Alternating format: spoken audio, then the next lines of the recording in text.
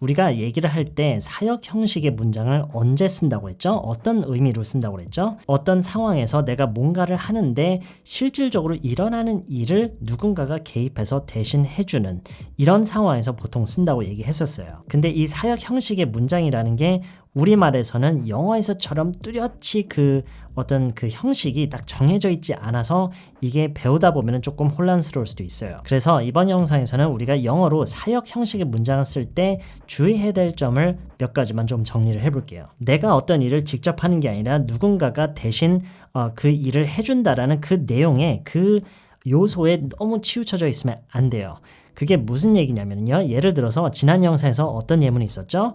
It's a good idea to have the entire house thoroughly examined 라는 예문이 있었죠. 자, 여기서 중요한 거는 물론 여기서 사역을 씀으로써 누군가가 그 examine 하는 과정을 해주는 그런 상황에 대해서 얘기를 하는 거지만 여기서 동일한 만큼 중요한 게 뭐냐면 그 상황 전체를 내가 애초에 발생시키는 그런 상황이어야 돼요. 그러니까 내가 의도적으로 누군가를 찾아서 고용하든 부탁을 하든 해서 누군가에게 그거를 하도록 내가 유도를 처음에 애초에 하는 그런 상황이어야 우리가 이거에 대해서 사역을 써서 이렇게 얘기를 하는 거예요. 그러니까 내가 원하거나 그러지도 않았는데 누가 그냥 해주는 거 있죠? 이거에 대해서는 우리가 사역을 쓰진 않아요. 제가 지금 이런 얘기를 하는 이유가 뭐냐면요. 최근 사역 시리즈를 하면서요. Part 2에서 어느 분이 댓글로 예문을 하나 작성해 주셨는데 대략적인 그 의미의 맥락이 뭐였냐면 어렸을 때 어머니가 머리를 빗어주셨다 이런 내용이 있었어요. 근데 이 내용에서는 사역을 안 쓰는 게 맞아요.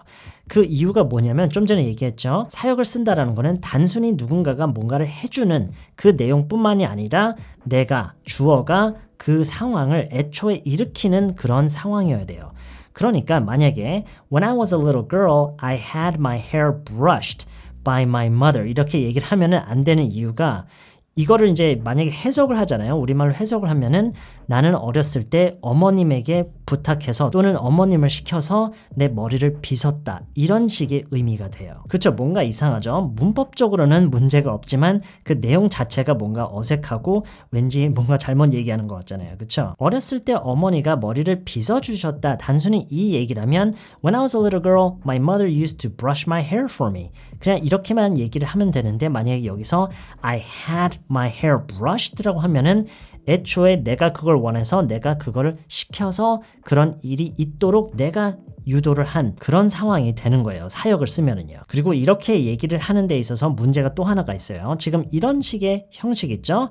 사역하고 by 누구 이런 구성으로 문장을 하는 경우는요. 그 일어나는 일이 어떤 공식적인 절차여야 해요. 그러니까 어떤 전문가에 의해서 어떤 전문적인 과정이나 절차가 이루어지는 항상 그런 건 아니지만 일반적으로 사역 by 누구라고 이런 식으로 문장을 구성하는 경우는 그런 얘기예요. 근데 얘기가 좀 복잡해질 수가 있는데요. 정리를 좀 하자면은 사역 have something done by 누구라고 이런 구성으로 문장을 하는 거는 이렇게 얘기를 하는 거는 여러분이 완전히 감을 익힐 때까지는 가능하면 피하는 게 좋아요. 왜냐면 이렇게 얘기했을 때 어색한 경우가 사실 많기 때문이에요. 그 대신에 이런 식으로 얘기할 수는 있어요. 또 다른 예문 한번 들어볼게요.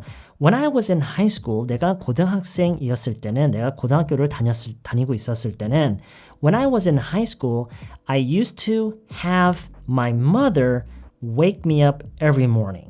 I used to have my mother wake me up every morning. 네, 지금 이것도 사역 형식의 문장인데요. 저희가 지난 영상에서 다뤘던 내용과는 또 다른 모습의 형식이죠. have 누구 do something이라는 이런 형식인데요. 여기서 이제 포인트가 되는 부분은 have someone 누구 그 다음에 물론 나중에 가면 이 someone 말고도 이제 something을 넣기도 해요. 무엇에 대한 것도 넣기도 하는데 일단 오늘은 이번 영상에서는 누구에 대한 것만 넣어볼게요.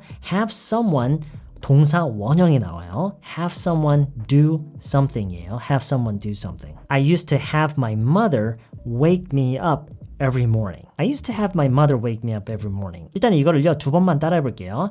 I used to have my mother wake me up every morning. I used to have my mother wake me up every morning. When I was in high school 붙여서 한 번만 따라해 볼게요. When I was in high school, I used to have my mother wake me up every morning.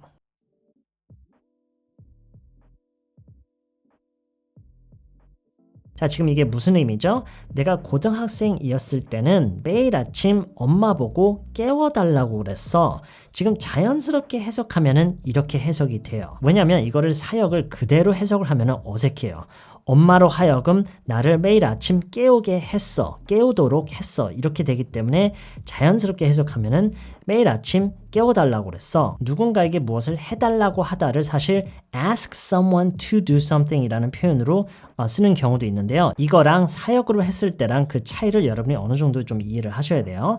ask someone to do something 이라는 거는 말 그대로 누군가에게 무엇을 해달라고 묻다, 부탁을 하다 이런 얘기고요. have someone do something 이라는 거는 그것의 결과까지 다 암시를 하는 그런 문장이에요. 그러니까 해달라고 해서 그렇게 이루어졌다 까지 나오는 거고 ask someone to do something 이라는 거는 그렇게 해달라고 묻는, 부탁을 하는 그 선까지만 얘기를 하는 거죠. 그래서 사역을 많이 쓰게 되는 거예요. 왜냐면 더 많은 의미를 내포하고 있으니까요. 그래서요, 엄밀히 얘기를 하자면 I used to have my mother wake me up every morning 이거를요 정확하게 그 느낌을 그대로 살려서 우리말로 해석을 할 수가 없어요. 왜냐면 깨워달라고 했다는 어디까지나 부탁까지만 얘기를 한 거고 근데 영어에서 이렇게 사역을 쓰면은 그래서 그렇게 이루어졌다라는 어떤 그런 결과까지 내포하고 있기 때문에 우리말로는 이거를 다 완벽하게 표현할 수는 없어요. 근데 어쨌든 무슨 얘기인지는 아시겠죠? 자, 여기서 중요한 거는 지금 이렇게 사역을 이용해서 지금 이 얘기를 하면은 내가 고등학생이었을 때 엄마가 나를 매일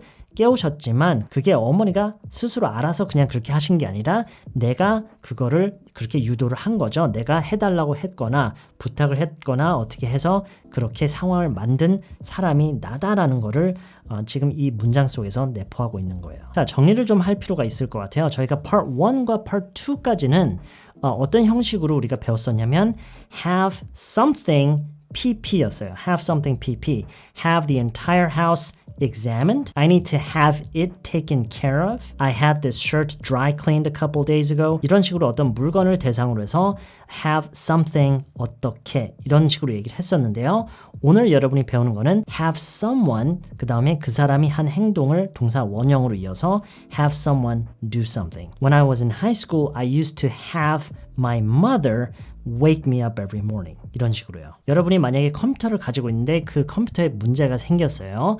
저한테는 형이 있는데 형이 컴퓨터를 굉장히 잘 아는 사람이에요. 만약에 여러분이 There's something wrong with my computer. I think it's broken. 이렇게 얘기를 했을 때요. 제가 이런 식으로 얘기를 할 수 있다고 가정할 수 있겠죠.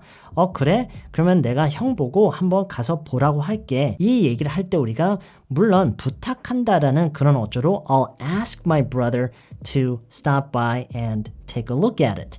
이렇게 얘기할 수도 있지만 여기서 우리가 사역을 쓸 수 있다는 얘기예요. Don't worry, I'll have my brother stop by and take a look at it. Don't worry, I'll have my brother stop by and take a look at it. I'll have my brother come by, stop by and take a look at it. I'll have my brother stop by, I'll have him take a look at it. 여기서는 심지어 행동이 두 가지가 묶여서 이렇게 사역으로 표현이 되고 있죠.